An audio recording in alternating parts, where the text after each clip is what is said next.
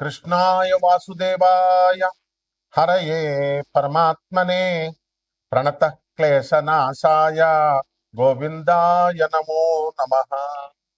ओं वसुदेवसुतं देवं कंसचाणूरमर्दनं देवकी परमानन्दं कृष्णं वन्दे जगद्गुरुं। श्री राधा कृष्णाभ्यां नमः। श्री कृष्णाय गोविंदाय गोपीजनवल्लभाय स्वाहा। कृष्णं वंदे जगद्गुरुं అర్జునం వందే జగదే కబీరం. మనకి మనుధర్మ శాస్త్రం చెప్తోంది. ఏం చెప్తోంది? అసలు వికారాలు ఎన్నున్నాయి మనిషికి, పాపాలు వేటిని బట్టి వస్తాయి. ఏమిటంటే శాస్త్రాలన్నీ చెప్పేది అదే.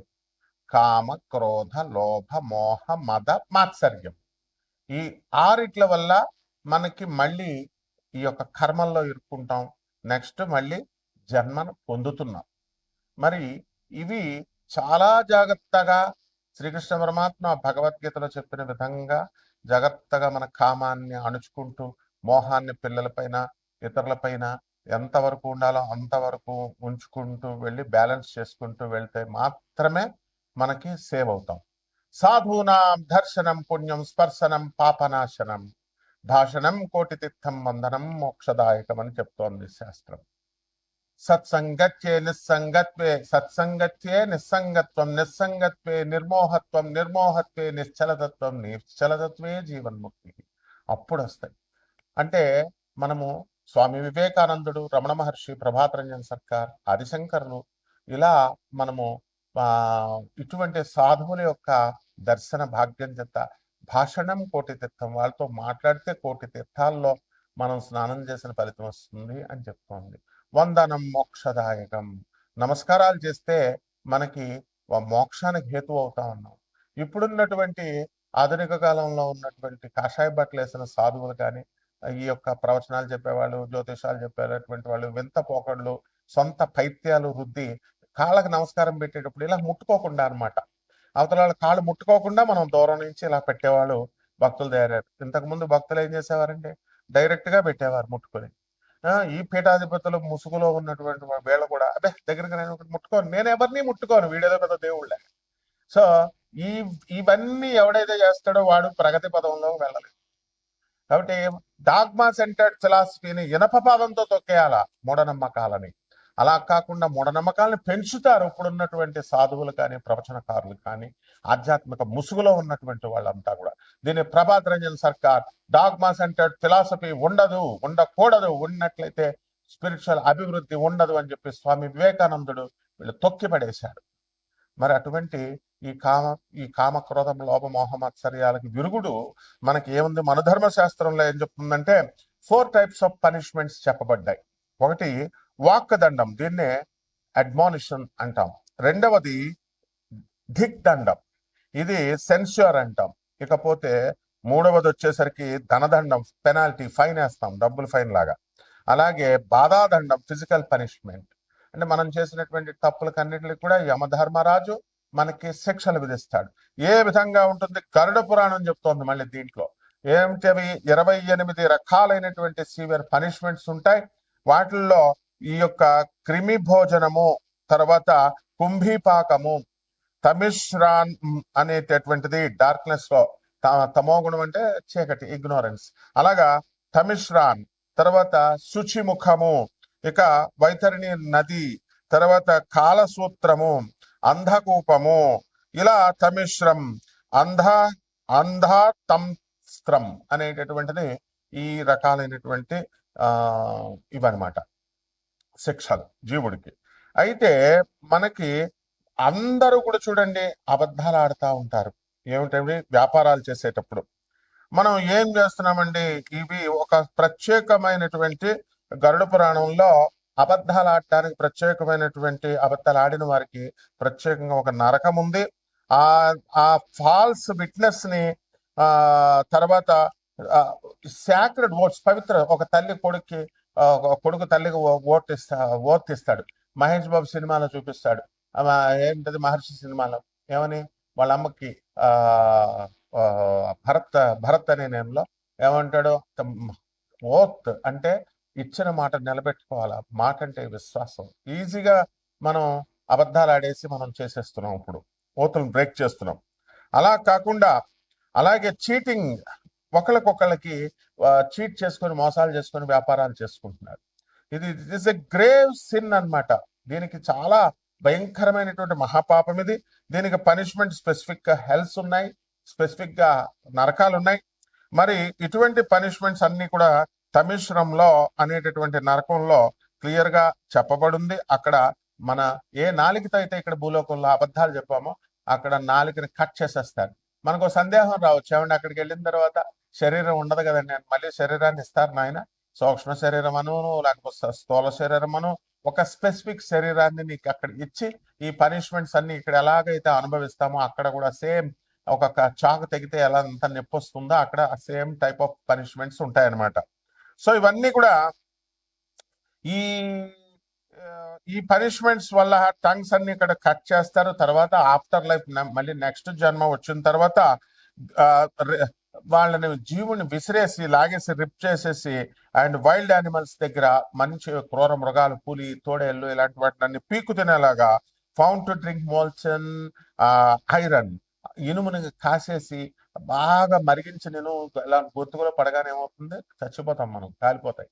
అంతటి ఇనుముని కాల్చేసి ఇనుముని నోట్లో పోస్తారన్నమాట. సీసాన్ని కాల్చేసిన సీసాన్ని పూర్వీకులు వేసేవారని మనం బ్రాహ్మణులు, శూద్రులు వేదాలు చదువుతున్నప్పుడు అంత భయంకరంగా ఈ శిక్షలన్నీ కూడా ఉంటాయన్నమాట. అలాగే key punishments lying and deception, మోసాలకి ఆ తర్వాత అబద్ధాలు ఆడేటప్పుడు మనకి ఈ యొక్క శిక్షలు అనేటటువంటి క్లియర్ గా చెప్పబడి ఉన్నాయి. అందులో ఫాల్స్ విట్నెస్, దీనికి ఏం చెప్పారంటే సారమేయ పాకము, అది కుంభీ పాకం ఎలాగో సారమేయ పాకంలో పడేస్తారు.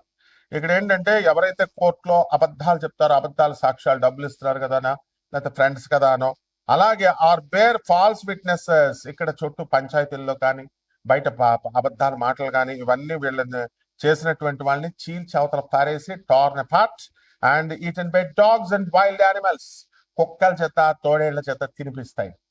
యమధర్మరాజు ఉన్నాడు అక్కడ మనకి, అన్ని తోలు తీసేయడానికి అందులో డౌటే లేదనమాట. నెక్స్ట్ బ్రోకెన్ ఓట్స్, దీన్ని ఏం చేస్తారంటే ఆయపానము అంటాము.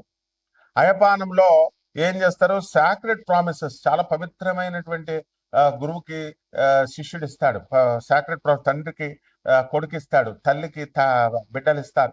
అవి బ్రేక్ కనుక చేసినట్లయితే, అలాగే oats to drink molten iron, iron molten చేసి కరిగించి ఆ దాంట్లో తాగిపిచ్చేస్తాడు. నెక్స్ట్ బిట్రాయల్ అండ్ చీటింగ్, దీనికి తమిశ్రామ్ అనేటటువంటి నరకంలో పడేస్తారు.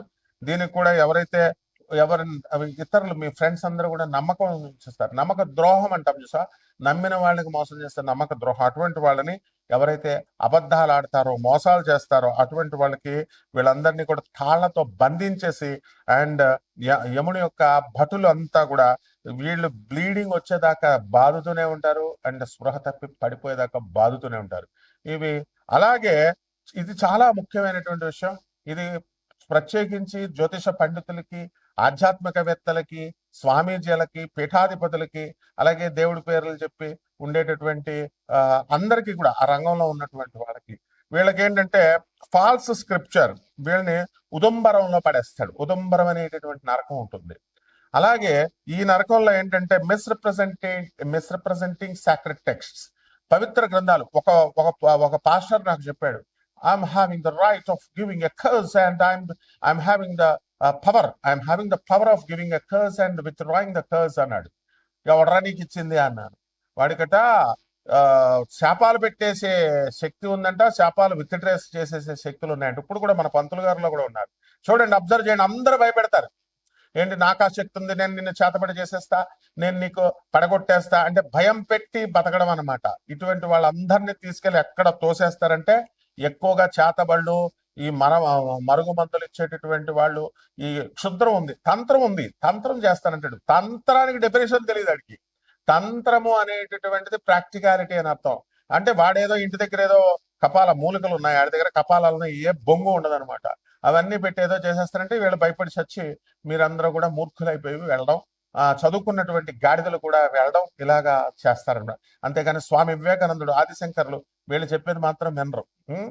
అందువలన ఇవి కాదనమాట. అటువంటి వాళ్ళందరికీ కూడా మరి ఈ రాముడు దేవుడు కాదు, రాముడు మనిషి, కృష్ణుడు మనిషి, కృష్ణుడు మటన్ తిన్నాడు, చికెన్ తిన్నాడు, కృష్ణుడు చచ్చిపోయాడు 7 రోజులు, ఇటువంటి గ్యాంగ్ అందరినీ కూడా, అలాగే సాయిబాబా దేవుడు గారు, ఇలా రకరకాలుగా చెప్పేటటువంటి వాళ్ళందరినీ కూడా misrepresenting sacred text or teaching false doctrines, అబద్ధపు ఈ డాక్ట్రైన్స్ అని చెప్పేటటువంటి వాళ్ళందరినీ కూడా, సూత్రాలు చెప్పేటటువంటి వాళ్ళందరినీ కూడా క్రష్ చేసేసి హెవీ ఐరన్ క్లబ్స్ లో అవి పడేసి ఉతుకుతారనమాట.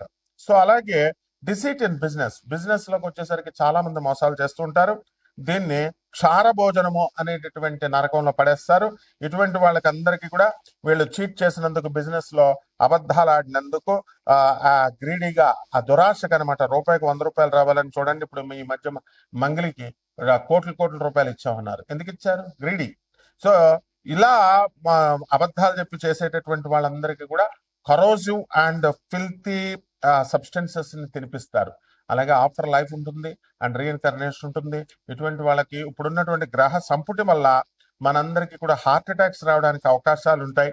మరి దాని గురించి మనకేమవుతాయంటే, ఇప్పుడు ఈ యొక్క బుధుడు మనకి ఈ 2026 సంవత్సరంలో బుధ కుజులు ఇద్దరు కూడా మేషరాశిలోకి, అలాగే శుక్రుడు వచ్చేసరికి మనకి 14 మే తర్వాత మిథున రాశిలోకి, గురుడు ఆల్రెడీ మిథున రాశిలో ఉన్నాడు.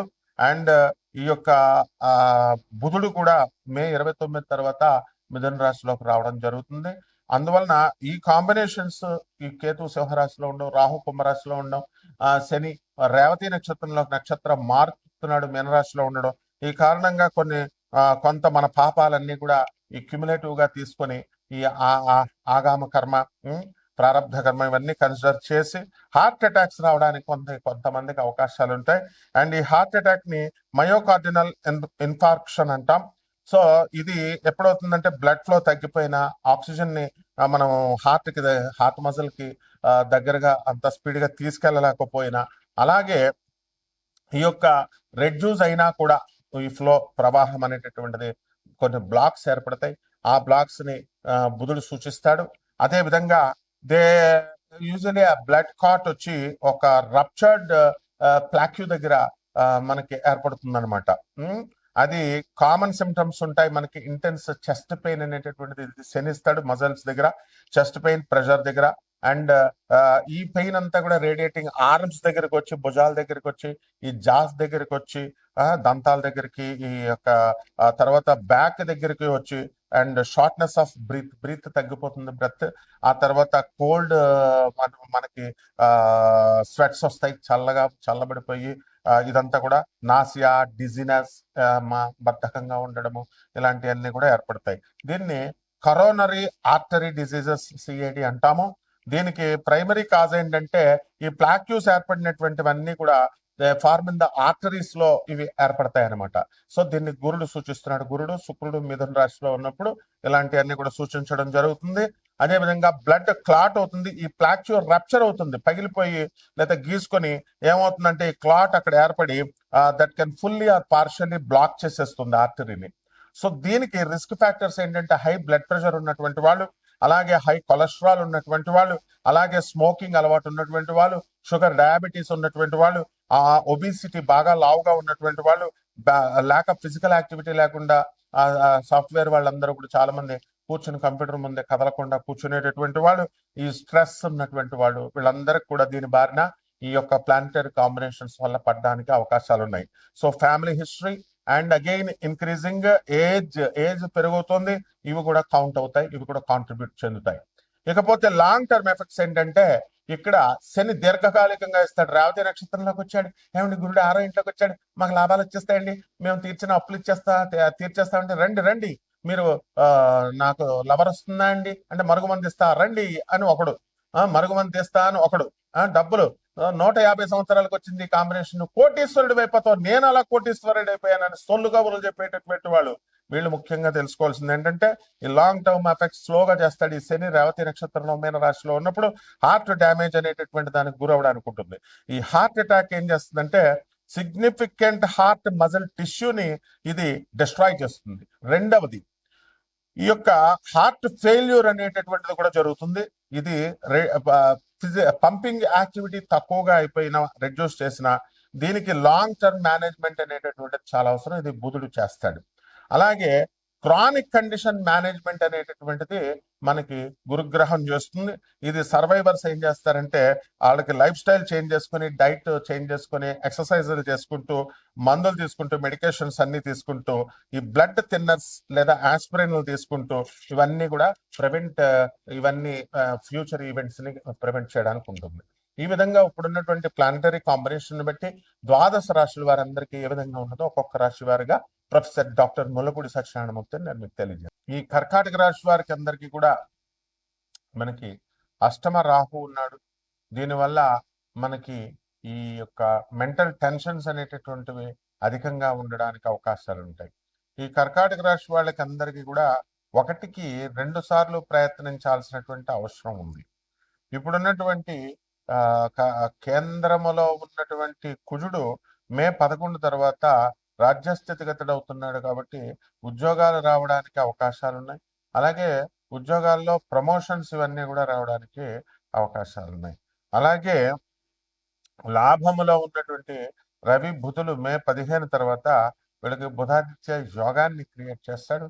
దానివల్ల పెద్ద పెద్ద ప్రమోషన్స్, ఎన్నో సంవత్సరాల నుంచి ప్రమోషన్స్ కోసం ఆగుతున్నటువంటి వాళ్ళందరూ కూడా ప్రమోషన్లు వీళ్ళు పొందడం అనేటటువంటివి జరుగుతాయి.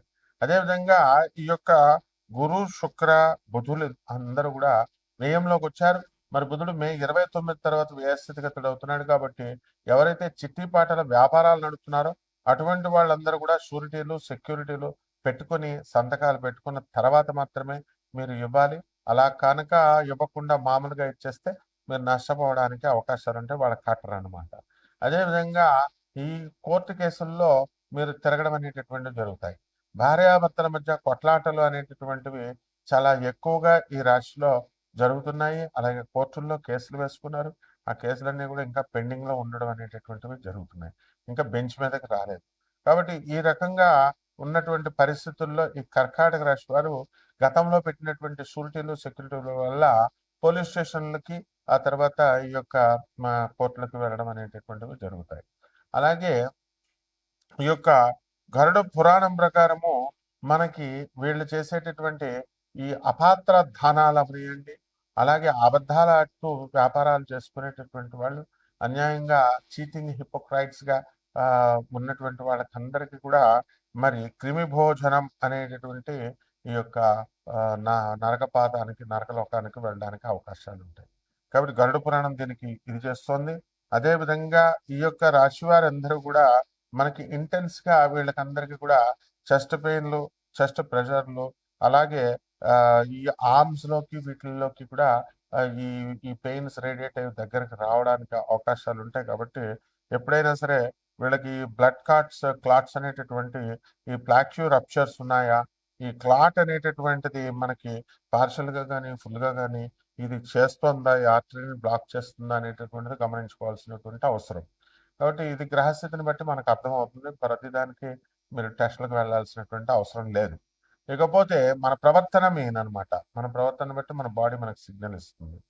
కాబట్టి ఈ యొక్క రాశి వారికి అందరికీ కూడా మనకి విద్యార్థులు మరి ఒబిసిటీగా ఉన్నటువంటి వాళ్ళు మీరు ఎక్సర్సైజ్లు చేసుకోండి, ఇలాంటివి చేసుకోండి. లేకపోతే పిసిఓఎస్ ప్రాబ్లమ్స్ అండ్ ఈ హార్మోనల్ ఇంబ్యాలెన్స్ ఇవన్నీ కూడా రావడానికి అవకాశాలు ఉంటాయి. అదే రకంగా మనకి ఈ యొక్క రాశి వారికి రైతులు ఉన్నారు. ఆ రైతులు పెద్దగా ఇంకా మీరు వృద్ధులకి రాలేకపోతారు. అండ్ చాలా వ్యాపారాల్లో ఈ యొక్క సీడ్స్ అనేటటువంటివి వ్యాపారాలు, అగ్రికల్చరల్ బిజినెస్, ఫర్టిలైజర్స్ ఇలాంటివన్నీ కూడా వేసేటటువంటి వాళ్ళందరూ కూడా లాభం పొందడానికి అవకాశాలు ఉన్నాయి. ఇక పరిహారాల దగ్గరికి వచ్చేసరికి రాహు జపం చేసుకోవాలి, రాహు స్తోత్రాలు చదవాలి. రాహుకి కిలోంపావు మినుముల్ని ఆవుపేడ రంగు ఉన్నటువంటి వస్త్రాన్ని ఇచ్చి పేద బ్రాహ్మణులకి శనివారం నాడు ఉదయం 8 గంటలకు దానం చేసుకోవాలా. రావి చెట్టుకి నీళ్లు పోసుకుంటూ రావి చెట్టు చుట్టూ ప్రదక్షిణాలు చేసుకుంటూ ఓం రాహవే నమః అంటూ చేసుకోవాలి. అదేవిధంగా సుందరాకాండ పారాయణము, అలాగే దుర్గాదేవి యొక్క మంత్రోచ్చారణ, దుర్గాదేవి యొక్క మంత్రాన్ని కుంకుమార్చన ఇవన్నీ కూడా ఇళ్లలో చేసుకోవాలి. ఏమండి మేము కొళ్ళకెళ్ళి చేసుకోవాలండి, ఇది కాదు కావాల్సింది. ముందు దాన ధర్మాలు చేయండి. పేదవారికి, అనాథలకి, వికలాంగులకి, సాధువులకి దాన ధర్మాలు చేయడం ద్వారా మాత్రమే ఈ యొక్క ఫ్యూచర్లో రాబోయేటటువంటి ఈ యొక్క నాసా లైవ్ రిపోర్ట్స్ని బట్టి చెప్తాను, నాకు ఏది ఆ గ్రహస్థితిని బట్టి, వ్యక్తిగత జాతకాన్ని బట్టి నాకు అర్థమైపోతుంది. సో ఇది ఈ యొక్క కర్కాటక రాశి వారికి ఇప్పుడు గోచార రీత్యా ఉన్నటువంటి ఇవి ఫలితాలు. శుభమస్తు.